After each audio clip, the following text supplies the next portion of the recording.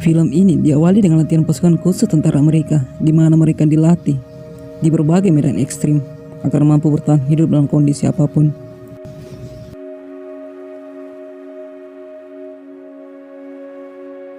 Film Lone Survivor diangkat dari kisah nyata pasukan Navisel Amerika dalam misi perdamaian dunia. Aktor dalam film ini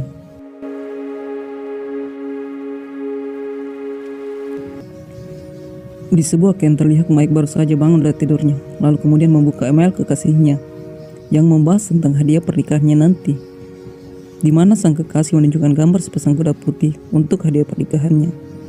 Setelah Mike menyelesaikan misinya di Taliban, Mike kemudian mengumumkan anggota timnya yang lain, Marcus dan Danny. Saat mereka berkumpul untuk sarapan, tiba-tiba Mike dan Murphy dipanggil untuk berkumpul, membahas sebuah misi. Misi tersebut untuk menangkap atau membunuh Ahmad Shah, komandan Taliban senior. Mereka dibentuk dalam 4 orang tim pengintai, di mana lokasi daerah perbukitan. Ahmad Shah sendiri dalam film ini digambarkan sebagai pemimpin organisasi terlarang dan juga keji, yang membunuh tentara maupun warga sipil yang menghalangi jalan organisasinya. Dan esok harinya, di saat sarapan, Mike dan kawan-kawan mulai membahas strategi untuk menangkap atau membunuh target kali ini. Kemudian mereka pun mempersiapkan senjata yang akan dibawa dalam misi, mulai dari mengukur keakuratan senjata, mempersiapkan amunisi, alat peledak, dan lain-lain.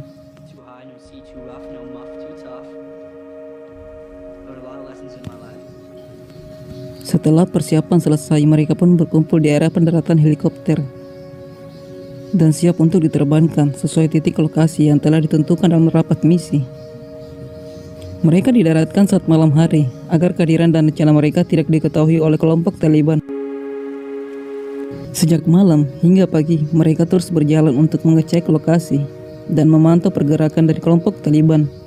Lalu mereka pun berbagi tugas dan posisi masing-masing.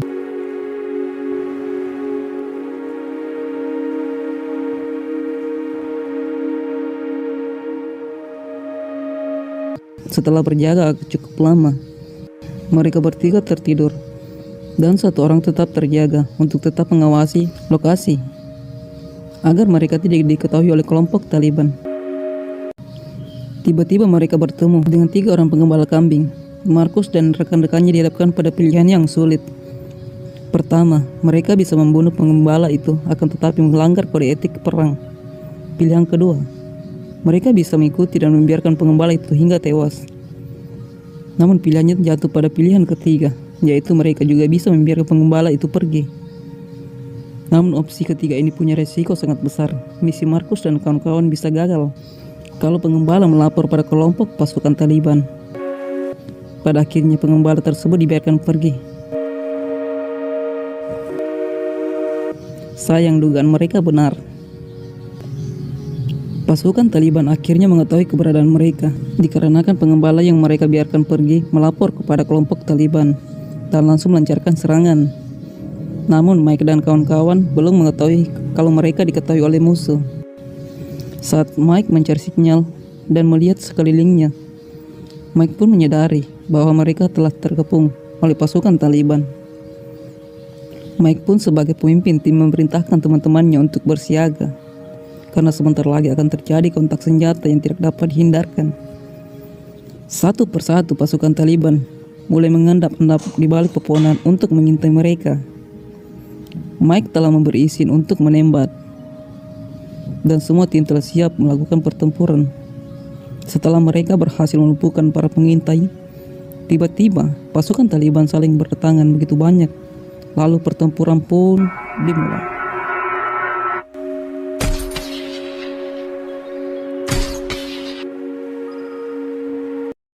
Dan yang terus berusaha menghubungi markas pusat tiba-tiba tertembak.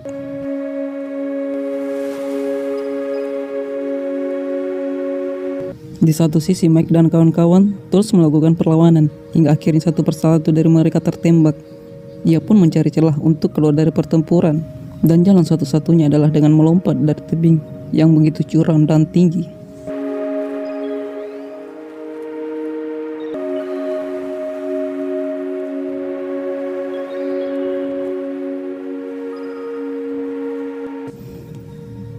Mereka pun semuanya berhasil selamat.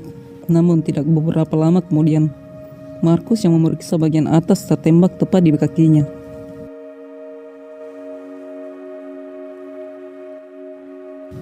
Pasukan Taliban yang mengetahui posisi mereka pun terus memburu mereka dan membuatnya harus berlari dan digempur habis-habisan menggunakan RPG.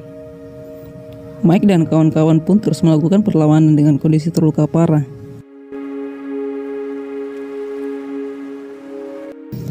Mike pun memerintahkan timnya untuk kabur lagi, untuk mencari tempat aman, akan tetapi mereka dihadapi lagi dengan tebing yang tinggi sebagai jalan satu-satunya. Mereka pun kembali melompat dengan keadaan terpaksa. Markus yang mencoba membawa Danny yang tidak lagi berdaya harus terpisah karena tembakan yang mengenai dirinya.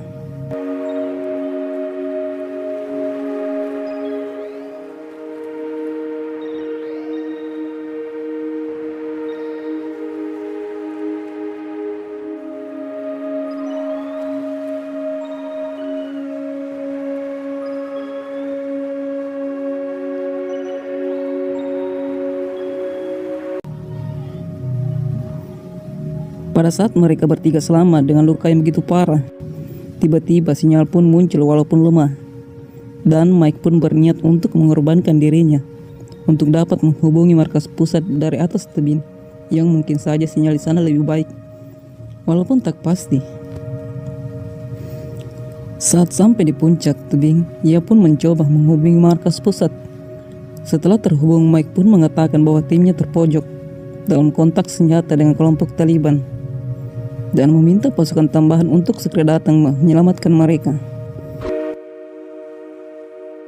Mike dan Danny pun akhirnya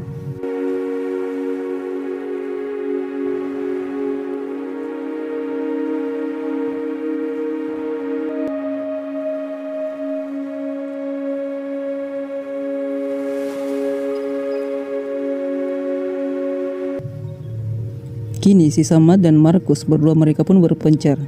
Saat posisi mereka sangat terpojok, tiba-tiba datanglah 2 helikopter yang berisi bala bantuan.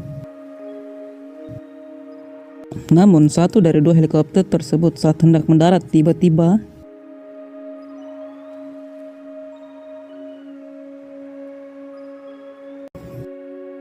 mereka berdua pun harus kembali berusaha menyelamatkan diri masing-masing.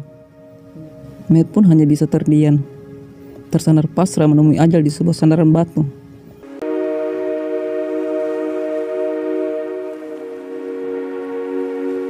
Saat Markus mencari keberadaan Matt, ia pun terkena RPG hingga terpental jatuh di tebing gunung. Pasukan Taliban yang mengetahui langsung segera memburu Markus. Akan tetapi, keberuntungan berada di pihak Markus. Markus mengambil senjatanya lalu bersembunyi di bawah batu. Pasukan Taliban yang tidak mengetahui keberadaannya pergi meninggalkannya.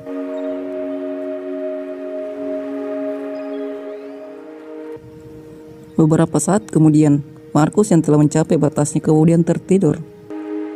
Setelah terbangun dari tidurnya, Markus pun mulai bangkit dan kemudian kembali mencari Matt. Di tengah pencariannya pun, Markus menemukan sebuah rawa.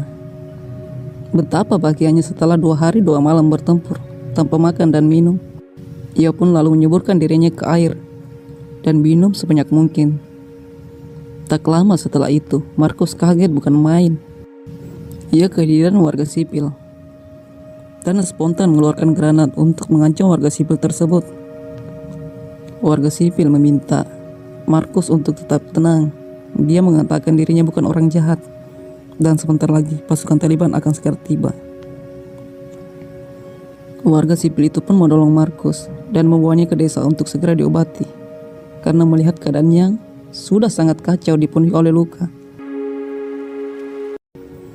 Saat itu pula pasukan Taliban memasuki desa warga sipil yang menolong Markus dan mengecek satu persatu rumah.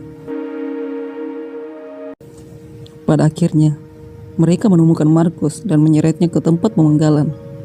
Semua warga desa tersebut bersatu mengeluarkan senjata untuk menghentikan aksi kelompok Taliban yang hendak memenggal kepala Markus. Kelompok pasukan Taliban mundur dan mengancam mereka akan datang lagi. dengan pasukan yang lebih banyak. Beberapa saat kemudian pasukan Taliban pun kembali datang dan langsung menyerang desa tersebut. Di sisi lain, markas besar tentara Amerika telah mengetahui posisi Markus dan bersiap-siap menjemput Markus. Beberapa helikopter tempur pun diberangkatkan sesuai petunjuk yang telah dikirim Markus. Di sisi lain, desa tempat Markus sudah sangat kacau akibat serangan dilakukan pasukan Taliban. Para warga yang berusaha melakukan perlawanan satu persatu gugur hanya demi melindungi Markus. Sementara di dalam rumah Markus dihajar habis-habisan oleh salah satu pasukan Taliban. Karena keadaan Markus, ia pun tidak dapat melawan. Akan tetapi anaknya membantunya, memberi Markus pisau dan langsung menusuknya hingga tewas. Saat di luar rumah begitu kacau dan warga desa pun tidak mampu lagi untuk bertahan. Tiba-tiba pasukan penyelamat datang dan langsung menyerang habis-habisan pasukan Taliban.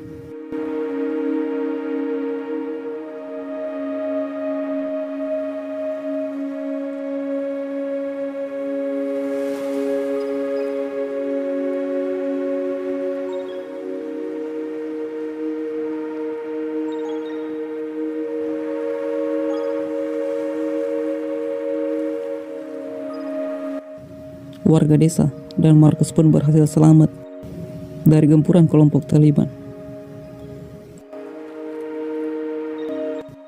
Markus yang terluka parah langsung diangkut ke markas pusat menggunakan pesawat untuk segera mendapatkan pertolongan pertama. Markus menjadi satu-satunya dari tim yang selamat. Kisah dalam film ini diceritakan oleh Markus yang selamat dari misi tersebut. Sekian.